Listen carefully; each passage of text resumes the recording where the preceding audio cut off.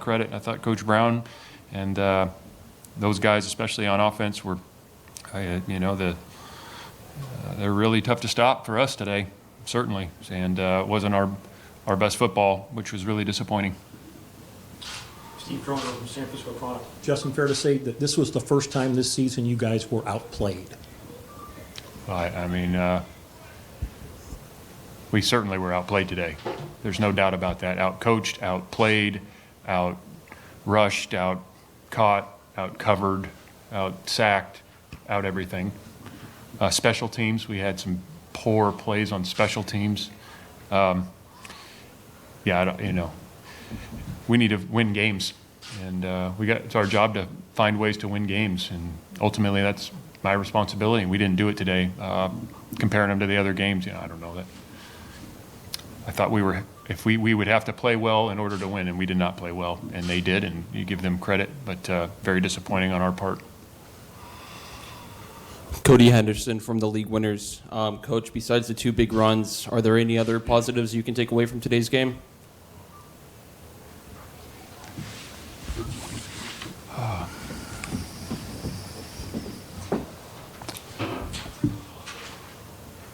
No, I don't. I'm not trying to be non-emotional here, which is impossible, but I don't see anything really that we did very well. Justin, Fernando has been so efficient for especially the last 4 games. What do you think threw him off today? Because he just didn't appear to be himself. Yep, it's unlike him to throw those 2 interceptions, and it wasn't as smooth as we would expect. We got sacked 4 times. We had, like I said, we had some drops, which we hadn't seen as much of. So you add all that up, and we don't play well. So I don't know. We'll look at the video with him and keep coaching him. I know he's going to be eager to learn from it, and again, starts with us as coaches, making sure that those players are prepared to give their best effort and execute at a high level. And then there's Justin, you hinted at it a little bit, but how was Syracuse able to win the line of scrimmage on both sides of the football today? Well, they moved us backwards and then protected. Even the one-on-ones, we'll chart them. We chart every one-on-one pass rush we get, so we'll have those charted. Who got the one-on-one? What happened? But the run game moved forward. Nearly every single time. And then the pass game, I think we got 1 sack, but really it was a scramble pushed out of bounds. There was never the ones we had seen. The teams that played them the best affected the quarterback, whether it was with 4 guys, some with 5, but the teams that played them the best played them with rushing 4, and then the coverage. When the ball comes out earlier on time and it's under 3 seconds, then the coverage has to win. And we had a number 2 and number 19. I think they were almost 100% on the throw and catching with those guys, even when we had them covered. We're close and we couldn't finish the plays. And you have to give them credit, and then we have to find a way to get the ball out. And in some of these games this year, we've mentioned that you and Coach Sermon have mentioned the critical downs, 3rd and 4th today, combined 11 of 22. How do you coach the team to where they can execute better on 3rd and 4th down without losing who you are? Well, the best thing you can do is make the 3rd down really long and the 4th down longer, because then you're going to have more opportunities for success.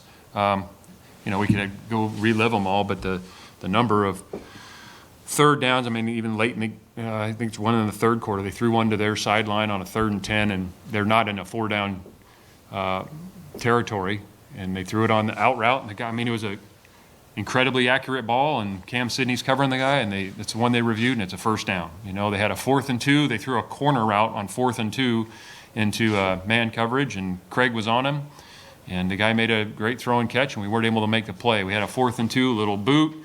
We have the guy hit behind the line of scrimmage on the tight end, and we couldn't get him on the ground there. It's just, you have to execute the play, and those windows are going to be tight. We had a 4th and 2, really frustrating one where they threw a quick game down in the red zone against Noel, who's been our best corner, leading the country in interceptions, and we gave up too much ground, and they threw it and caught it. So, it's the execution in the moment. And I know there's no magic calls. We mixed in, we played every, front and zone cover, man cover, 2 high, single high, 0 blitz. We felt like we Rolodexed the hell out of it, and we couldn't find anything that was very steady for us. So we got to do a better job coaching, and then the players in the moment's got to step up and make those plays. Justin, is Ryan Coe perhaps back as the number 1 kicker, considering what happened today? Yeah, I think we'll look at that. Again, those guys have had their moments, each of them. It's something we'll continue to evaluate. Yep. Anyone with the last question? Justin, pretty early to look forward, but you've got the big game obviously next Saturday at your place. Stanford coming in. I think they're in a close game right now. Just talk about what that game can mean to your team and to your season with bowl eligibility still out there for you.